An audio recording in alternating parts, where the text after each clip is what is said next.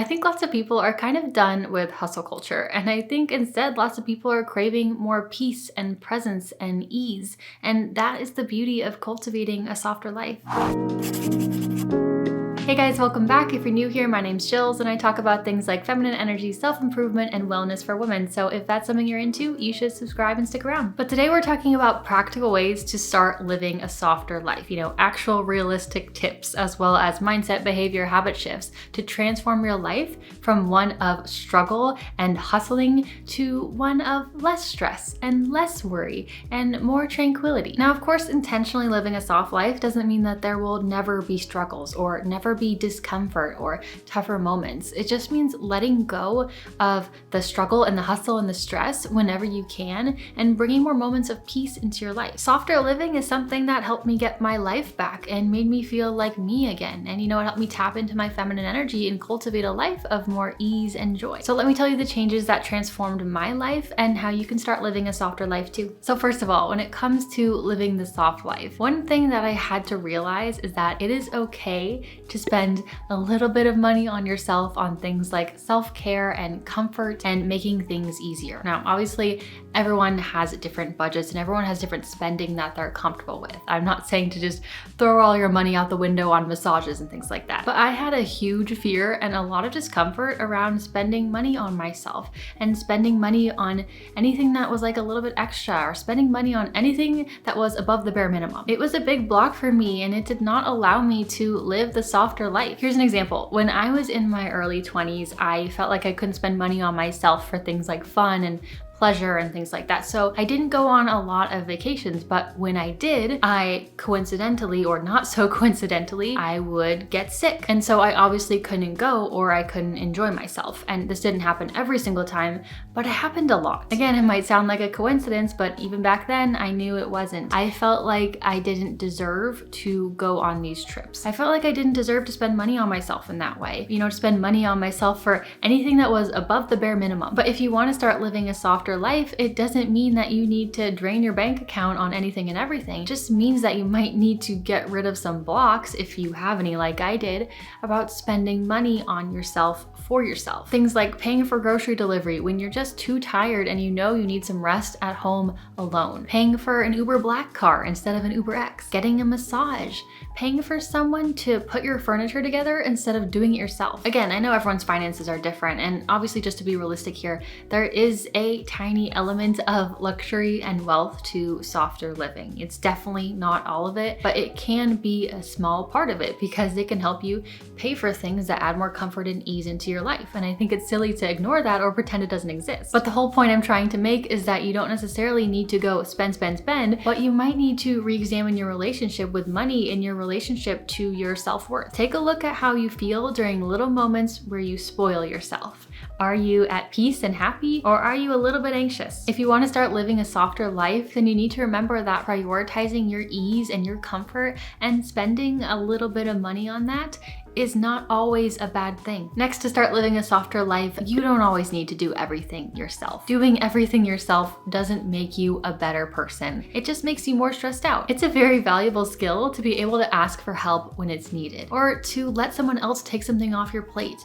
or to outsource something to someone that just does it better than you. And there's no shame in that. If you want to live the softer life, you have to make sure that you don't completely overwhelm yourself with everything that you have to do, so much so that you're constantly overwhelmed and constantly burnt out and stressed out. That's not healthy, and that's not gonna cultivate a life of peace and ease. So if you feel overwhelmed, ask for help, hire help, try to take something off your plate. You don't get a medal for doing the most. Now, even though I like living the softer life, it doesn't mean that I also don't enjoy hard work and productivity. But something super important to keep in mind is that just because you're working long hours, it doesn't mean that you're actually productive or making an impact. Efficiency and impact is greater than and more important than hours worked. I would much rather spend 4 hours working really hard, being really focused, not multitasking on anything else, really just making progress on what I'm working on, and then having time to take the dogs to the dog park or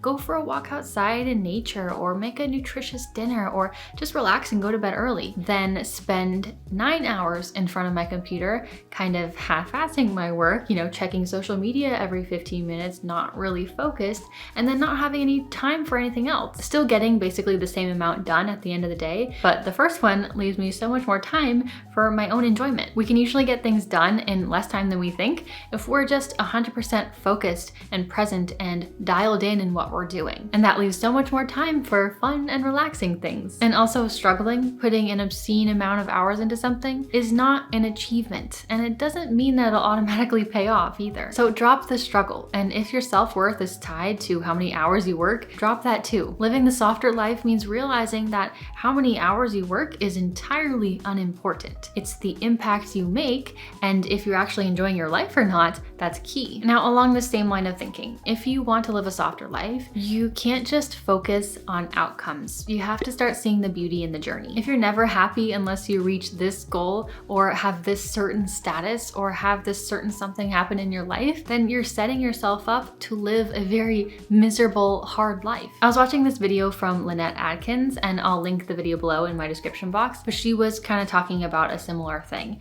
And she basically said, think about a video game. Now, when we play a video game, we obviously want to reach those higher levels. We want to eventually beat the bosses and eventually win the game. That's kind of the point. But we also play a video game because we just enjoy playing the game. Even though there are conflicts and struggles that you have to go through, you still just enjoy playing the game. If you didn't enjoy it, you wouldn't play it. You have to think about life this way too. We're here to enjoy ourselves. We're not meant to be miserable until maybe that one thing happens in our life that we're waiting for. We're not meant to just be like so tired and so drained and struggling and everything is so hard until that one thing happens in our life. That's not how we live a softer life. We can be happy in the now even when we're not where we want to be yet. And I love the saying, life is a marathon, not a sprint. I have to remind myself of that all the time. We don't need to be just racing to our destination all the time and completely and utterly burning ourselves out in the process. We can enjoy the game called life. All right, I like this next point. So next, to live a softer life, you don't have to know everything.